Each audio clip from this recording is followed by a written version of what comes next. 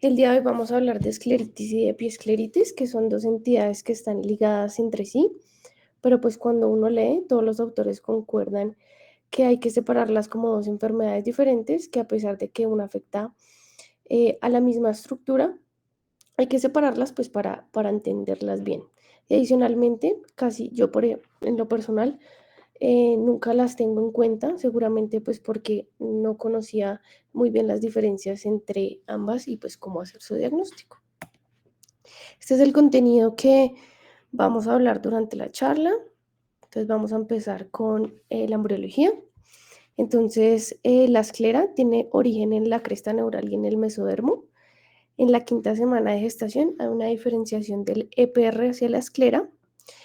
La esclera se desarrolla de adelante hacia atrás hasta la semana 24 y al nacer la esclera es delgada, flexible y translúcida y se va engrosando hasta la pubertad.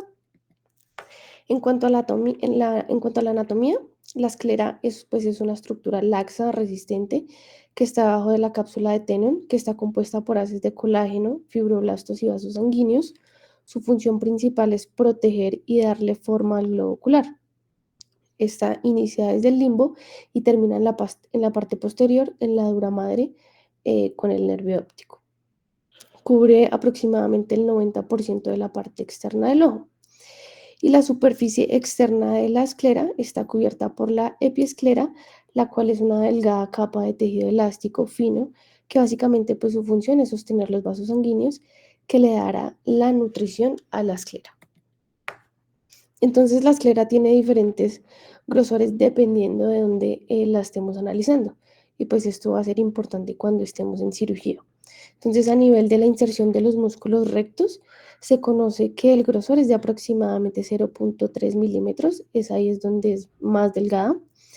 La más gruesa puede medir hasta 1 milímetro, que es en la parte posterior, y en las otras áreas, como en la unión córneo-escleral, va a medir 0.8 milímetros. Entonces, aquí tenemos un diagrama transversal de la anatomía normal de las capas externas del ojo. La capa más superficial es la conjuntiva, la que está como en color piel, que tiene pues el plexo vascular conjuntival que se desplaza fácilmente sobre las estructuras subyacentes. Debajo vamos a encontrar la cápsula de Tenon y la epiesclera con un plexo epiescleral de vasos rectos dispuestos radialmente. El más profundo va a ser el plexo escleral, que se encuentra firmemente adherido a la esclera, que es el más rosadito. ¿Y qué vamos a encontrar histológicamente? Pues para entender mejor la anatomía. Entonces la primera capa es la lámina fusca, que es la capa pigmentada, que aquí la vemos como de color marrón, más oscura. Está en la parte más interna y a la vez es la capa más externa del espacio supracoroideo. Aquí encontramos melanocitos o nevos esclerales, que son los que alcanzamos a ver a simple vista o pues en la lámpara de hendidura en los pacientes que lo tienen. La segunda capa, que es el estroma, que está compuesto por haces de colágeno que van variando en grosor y la forma en la que están dispuestos hace que no sea transparente como la córnea. La diferencia entre estas dos estructuras pues va a ser la forma en la que estas están organizadas y que pues las de la esclera están muy entrelazadas.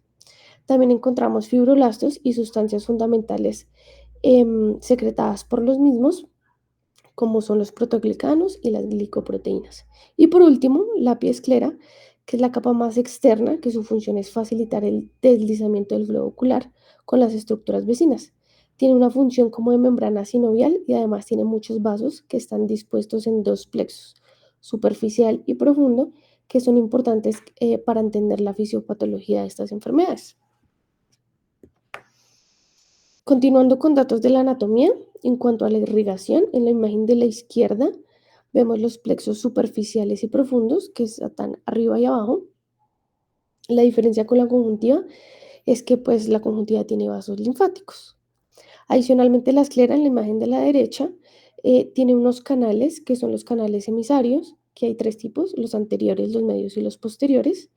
Los posteriores están alrededor del nervio óptico y aquí podemos ver todas las aferencias y las eferencias que pasan a través de él. ¿Quiénes van a entrar y quiénes van a salir por ahí? Pues las arterias ciliares posteriores largas, cortas, y los nervios ciliares cortos y largos. En cuanto a los canales emisarios medios, son los que dan salida a las venas vorticosas. Hay una en cada cuadrante, pero pues también hay pacientes que pueden tener 5 venas vorticosas, que es como una variante anatómica. Y por último, en los canales emisarios anteriores, que están a 4 milímetros por detrás del limbo y están en relación con la inserción de los músculos rectos. Y la inervación va a estar dada por los nervios ciliares largos para la porción anterior y cortos para la porción posterior. Aquí voy a hablar de unos datos de epidemiología generales para estas dos entidades y después hablaremos más específico de cada una. Entonces aquí vemos que empiezan a diferir desde la epidemiología, pues la piescleritis es mucho más frecuente que la escleritis. Aquí tenemos un artículo que es un trabajo poblacional, que este tipo de estudios nos da bastante información en cuanto a las incidencias comparado con las series de casos que son los estudios que normalmente se hacen. Este estudio se hizo en California, es viejito, es del 2013. Determinaron que hay una incidencia de piescleritis de 41 casos por 100.000 pacientes al año y una prevalencia de 52.6 por 100.000 pacientes al año.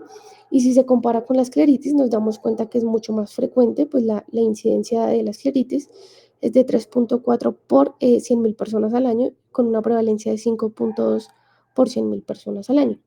Entonces, cuando los autores de este artículo aplicaron estos datos a la población de Estados Unidos, esto arrojó que presentan 120.000 casos anuales de piescleritis comparados con 10.500 casos de escleritis. Y pues concluyeron que estos datos son favorecedores para esta población porque pues la piescleritis tiene un curso autolimitado comparado con la escleritis, que tiene mayores implicaciones porque pues pone en riesgo la visión de las personas, incluso la vida, porque está asociada con enfermedades sistémicas que pueden ser potencialmente letales.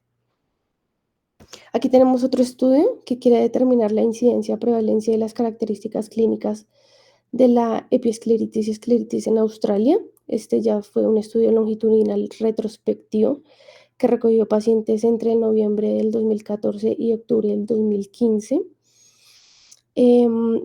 Digamos, en la escleritis hubo una incidencia de 1 por 100.000 personas al año y una prevalencia de 1.7 por 100.000 personas al año. Y epiescleritis fue de 4.4 por 100.000 personas al año y la prevalencia de 5.1 por 100.000 personas al año. Entonces concluimos que las tasas de epiescleritis y escleritis en este estudio, que fue pues solo de un centro, fueron bajas.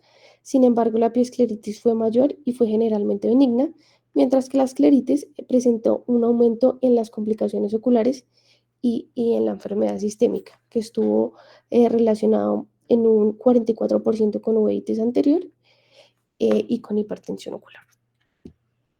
Entonces ya vamos a empezar a hablar de cada una de ellas. Entonces vamos a empezar con la epiescleritis, que es una enfermedad inflamatoria de la piesclera y pues tiene las siguientes características, que es transitoria, benigna, común, generalmente idiopática, recurrente, bilateral, tiene una duración promedio de 2 a 21 días y es súbita.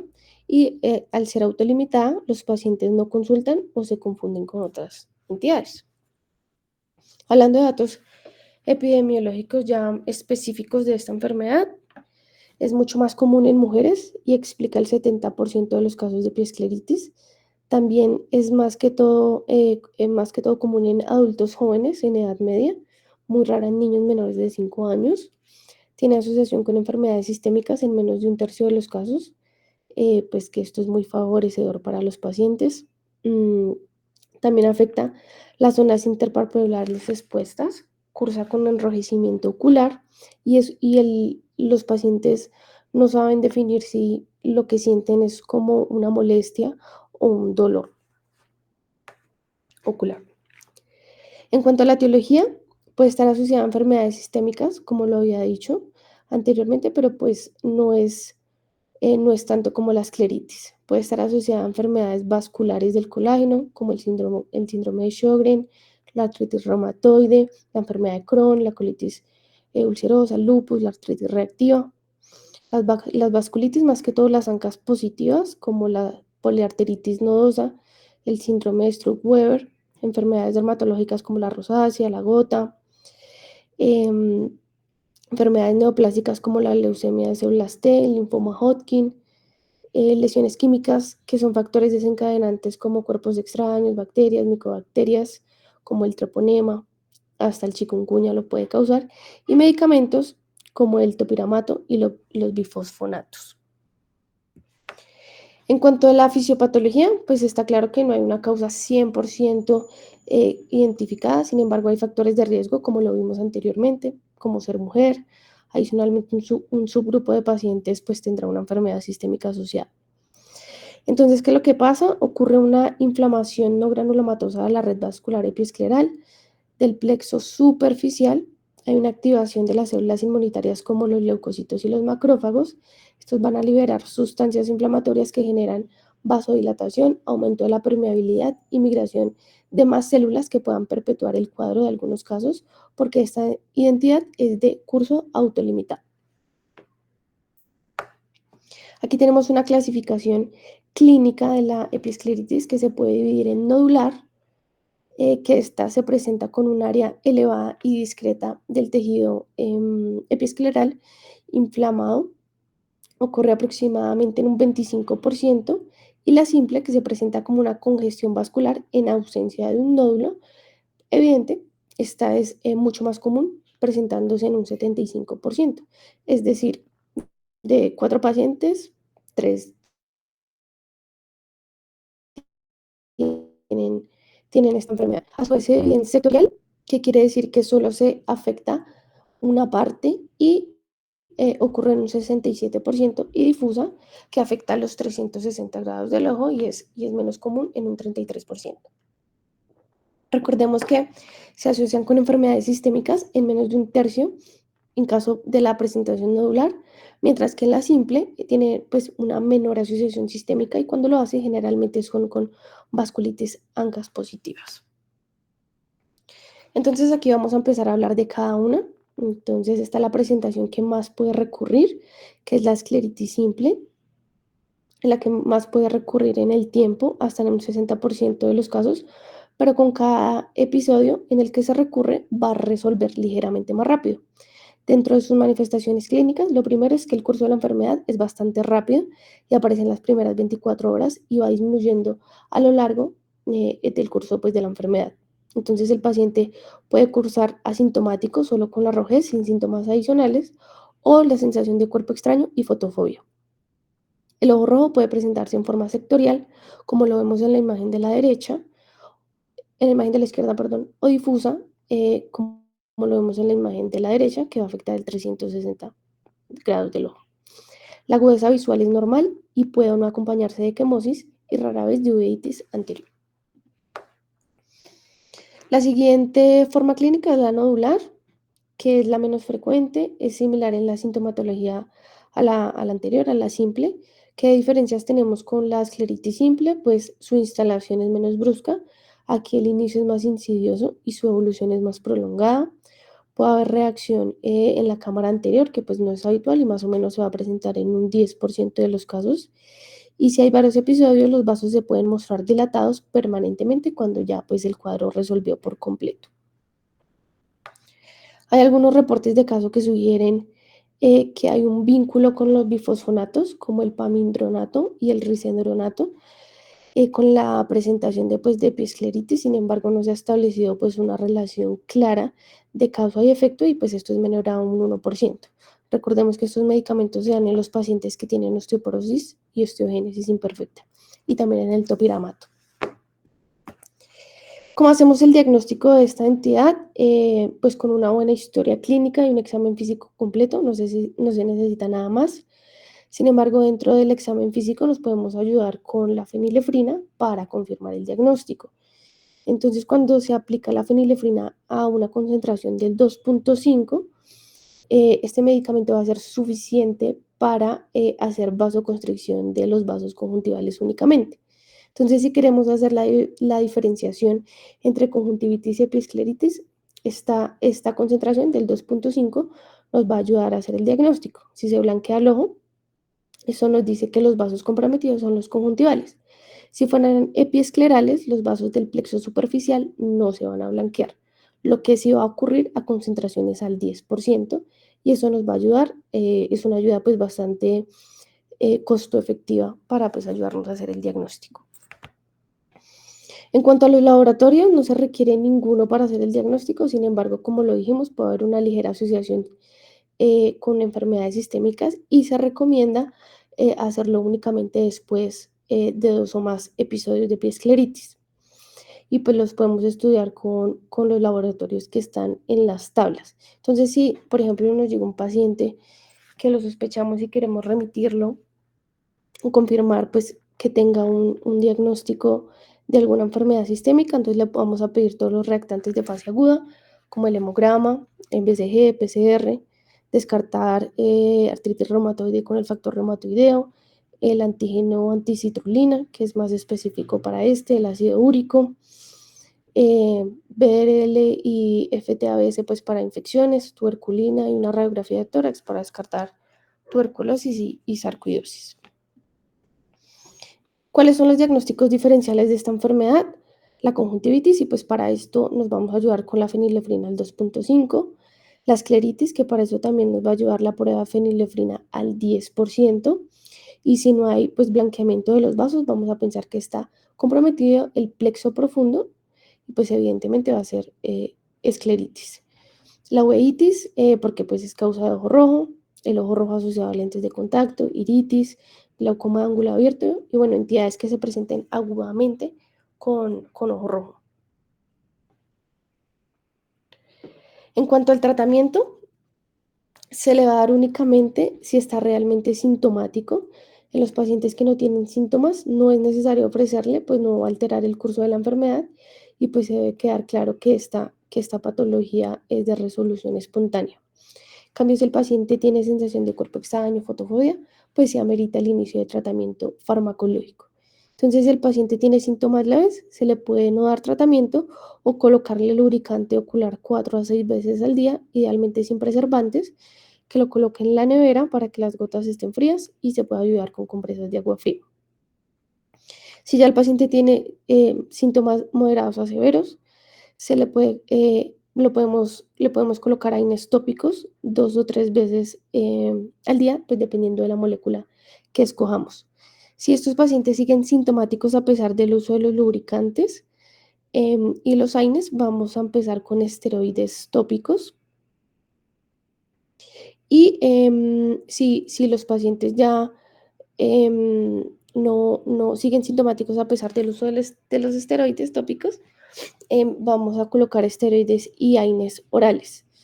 ¿Qué AINES orales les podemos colocar? Naproxeno de 250 miligramos 2 veces al día, o ibuprofeno 400 miligramos 3 veces al día. No olvidar que estos medicamentos tienen efectos adversos como el sangrado gastrointestinal y la falla renal.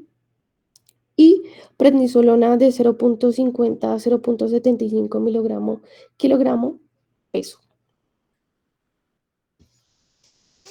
Listo, entonces en cuanto a la escleritis, esta es una enfermedad inflamatoria de la esclera en todo su espesor, en las que se pueden verse afectadas otras estructuras como la córnea y la úvea.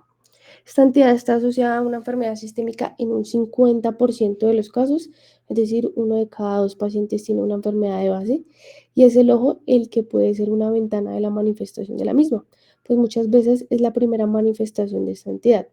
No olvidemos una premisa en oftalmología, que es que el ojo es como la ventana del resto del cuerpo, porque es el único órgano que nos permite revisar el lecho vascular y microvascular, y así estarán los otros lechos del cuerpo. Entonces no se puede desligar el ojo con el resto del cuerpo, porque pues esta cualidad es la que nos permite hacer un diagnóstico sistémico.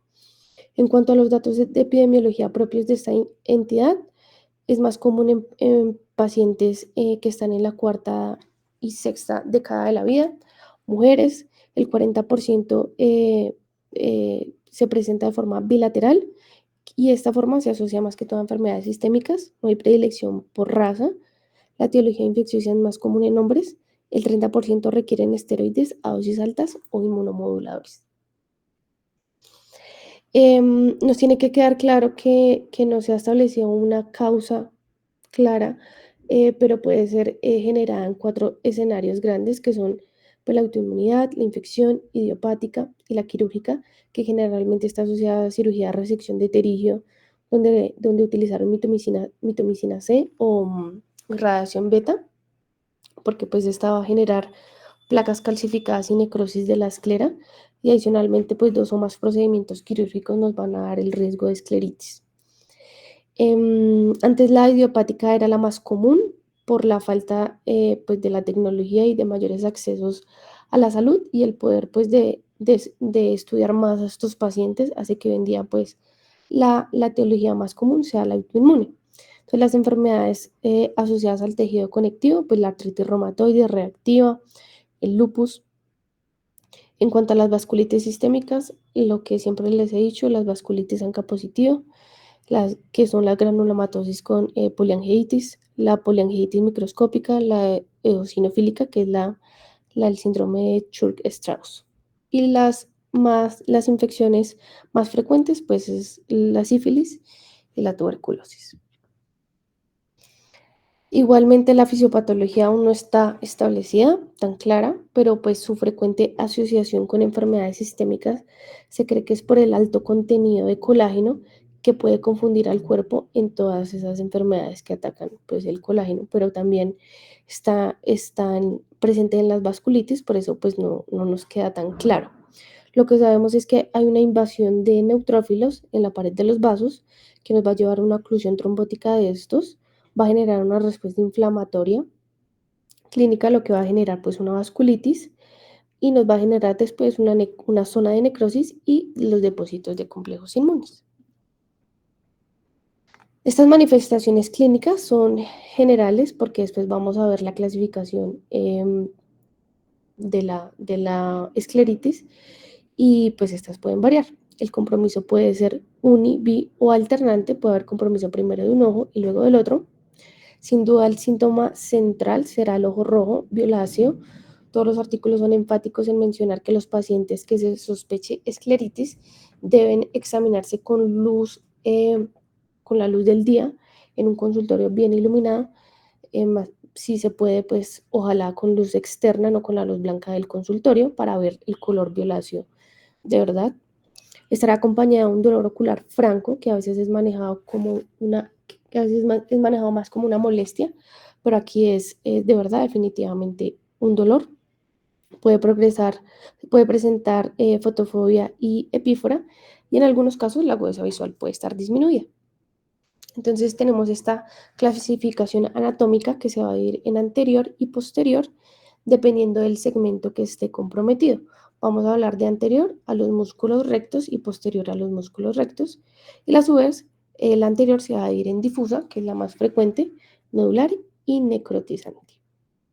Entonces ahora vamos a entrar a detallar las manifestaciones clínicas de cada tipo de la escleritis anterior. Entonces esta es la más común y la menos grave de las escleritis, representa el 50% de los casos. Las otras sí tienen implicaciones que llevan a la pérdida de la visión. La mayoría de los casos responden a las terapias, que pues más adelante vamos a hablar de cuáles son, y generalmente no recurren.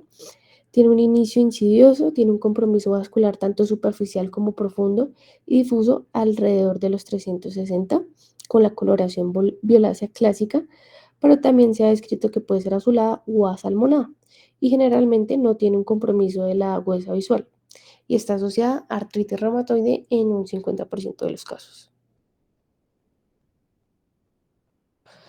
En cuanto, la siguiente presentación es la escleritis anterior nodular. Aquí se va a presentar un nódulo, que es la segunda forma más frecuente, del 20 al 40% de los casos. Puede recidir frecuentemente y aparecer con múltiples episodios de escleritis hasta en el 50% de los pacientes. Vamos a ver este nódulo firme y móvil que va a generar dolor a la palpación. Se ve como un rojo intenso, generalmente pues ubicado perilimbar. Como complicación, que es poco frecuente, se puede necrosar y generar más reacción inflamatoria que pues va a ocurrir en un 10% de los casos y tiene una asociación de un 45% con artritis reumatoide. En cuanto a la escleritis necrosante con inflamación, es la más peligrosa, se presenta con dolor severo, acompañada de agudeza visual disminuida y podemos ver un adelgazamiento de la esclera que permite la visualización del tejido uveal.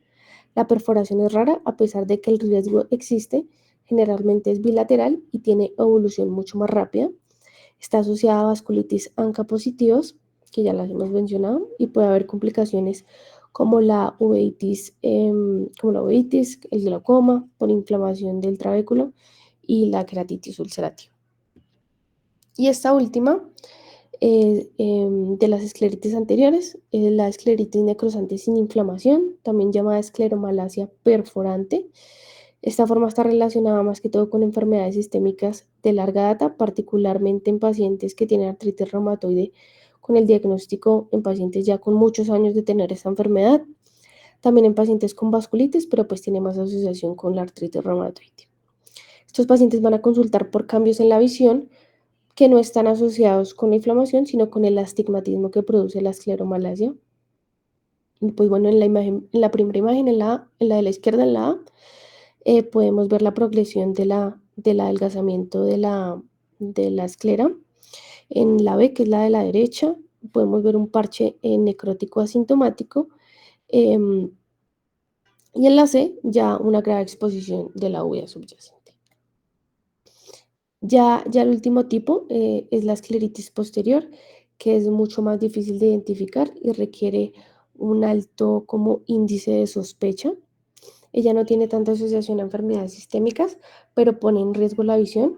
Para poder pues, hacer el diagnóstico se requiere que básicamente tengamos, vuelvo y lo digo, como una alta sospecha eh, de este diagnóstico y pues esta alta sospecha nos las dará el paciente diciendo que pues tiene un dolor intenso, sordo, no es capaz de definirlo bien, tiene un gran compromiso de la agudeza visual, empeora con los movimientos oculares, puede presentar diplopía por compromiso inflamatorio de los músculos extraoculares.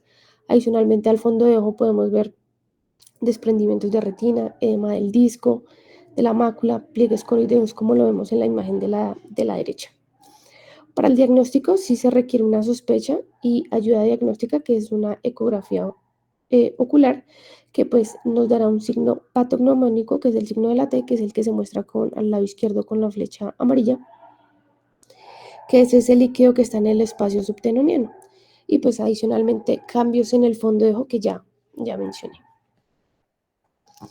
En cuanto al diagnóstico, pues la escleritis anterior se hace también con una buena anamnesis y un examen físico.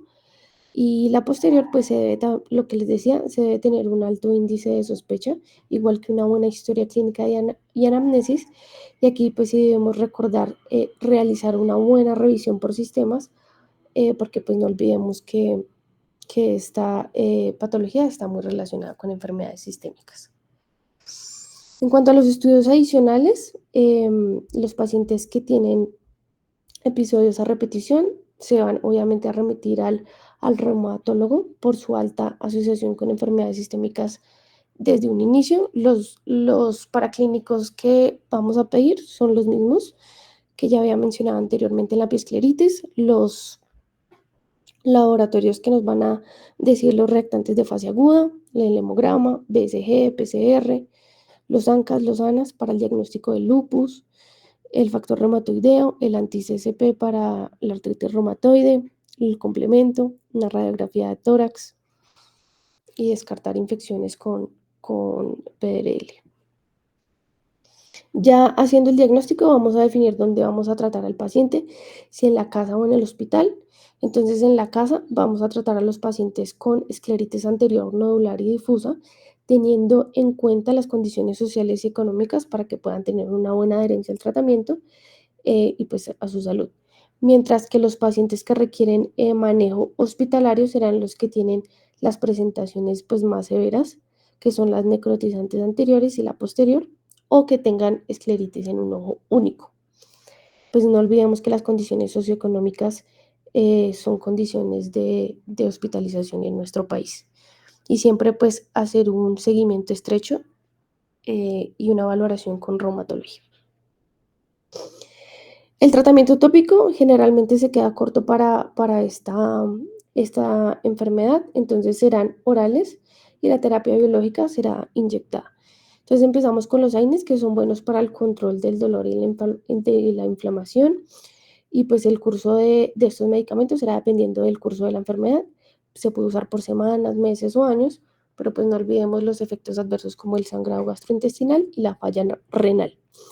Y pues no hay superioridad con los tipos de AINES que ya mencioné en la escleritis, podemos utilizar cualquiera. En segundo lugar, están los esteroides y debemos saber que a quienes les vamos a dar oral o sistémico. Entonces, si tenemos un paciente con escleritis anterior nodular y difusa, podemos empezar con prednisolona, 1 miligramo kilogramo día vía oral. Y si supera más de 10 días, pues va a requerir desescalonamiento del medicamento. Sin embargo, pues si llegamos a este punto, siempre debemos estar, pues, intentar estar acompañados de la valoración del reumatólogo. Los que tienen necrotizante y escleritis posterior, pues estos, los esteroides son de primera línea. Se puede iniciar con bolos de metilprednisolona por 3 días y luego pasar a prednisolona vía oral. Si ya no es suficiente con los esteroides, seguimos con los inmunomoduladores. Entonces, estos están indicados en 3 escenarios, que pues, los pacientes, bueno, que tengan escleritis no necrotizantes, que sean resistentes a esteroides, que tenga dependencia a esteroides, esto se define como mayor de 10 miligramos al día, y que pues presenten efectos adversos a los esteroides. Entonces aquí tenemos los inmunomoduladores, que son la azatropina, el metrotexate, el micofenolato y la ciclosporina, ahí están sus dosis, pero pues siempre debemos apoyarnos de los colegas de reumatología para estar más seguros de su uso. Y la última línea que tenemos es la terapia biológica, que esta es inyectada. También siempre se debe hacer un trabajo conjunto con reumatología. Tenemos el rituximab, que es un anticuerpo monoclonal dirigido contra los CD20, y el infliximab, que es un anticuerpo monoclonal dirigido contra el factor de necrosis tumoral. Y ahí están las dosis. La cirugía, pues, la podemos utilizar para hacer biopsias, para excluir causas neoplásicas o infecciosas, cuando queremos hacer un injerto de refuerzo escleral o cuando ya hay una perforación escleral o un adelgazamiento excesivo. Los agentes infecciosos que generan escleritis son muchos, hay tanto bacterias como hongos, virus, parásitos, y pues el tratamiento obviamente será dirigido al germen, específicamente pues que esté generando la infección. Pero pues cómo vamos a diferenciar una escleritis infecciosa, una autoinmune a una idiopática, si el paciente pues no se ha diagnosticado, por ejemplo, con una enfermedad autoinmune, es que esta va a empeorar cuando se va a administrar, cuando administramos AINES o esteroides. Entonces ahí ya podemos hacer el diagnóstico. Y ya como resumen, aquí tenemos una tabla que nos compara la escleritis y la epiescleritis. Entonces, recordar que el inicio en la epiescleritis es abrupto y en la escleritis es más insidioso. El dolor, la epiescleritis, pues es un dolor como que se puede presentar como una molestia, es un dolor sordo. En la escleritis definitivamente pues es un dolor de verdad. La fotofobia puede estar presente en las dos, pero bueno, es más común en la escleritis. Que nos comprometa el polo posterior, definitivamente ocurre en la escleritis.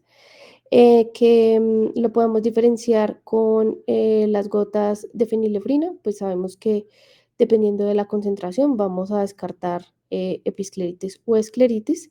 La primera línea de tratamiento en la episcleritis son con gotas y ya la escleritis pues nos quedamos cortos, empezamos con medicamentos orales y ya pues si tenemos que hacer terapia biológica, pues ya es inyectado. Y ya para llevar a casa, entonces recordar que el ojo es la ventana al resto del cuerpo. La episcleritis es más común, afecta el plexo superficial y es de curso autolimitado. La escleritis es menos común, es más grave y está más asociada a enfermedades sistémicas. Nos podemos ayudar con la prueba de fenilefrina para realizar el diagnóstico. Y por último, pues realizar siempre un manejo multidisciplinario con reumatología. Entonces aquí ya terminamos la charla. Y esto era lo que les tenía preparado para hoy. Espero haber sido clara. No sé si tienen alguna pregunta, alguna sugerencia. Muchas gracias, Majo, muy completa. Gracias, María José. Es un tema que a veces como que se olvida, se deja de lado, y muchos médicos lo confunden es con conjuntivitis alérgicas o con pingüéculas Ujú. inflamadas, y eso lo evaden ese diagnóstico o no lo saben o no lo recuerdan. Entonces, como tener en cuenta eso que realmente existe y tener como en mira al paciente que recidiva, porque si desde entrada le damos todos esos tratamientos al paciente, esos exámenes para realizárselos, pues sale corriendo y cambia de médico, no se hace nada más. Pero sí es algo que hay que tener en cuenta. Y ojo, pues de pronto ahora con todo este cuento de la vacuna de la varicela, que está lo del herpes zóster por ahí en boga, como por si se llegan a presentar casos así llamativos, como no dejarlo al lado ese posible diagnóstico incluso de escleritis. Sí, uno nunca lo tiene, bueno, yo nunca lo tenía como muy, muy presente, pero pues ya, ya lo va a tener más presente.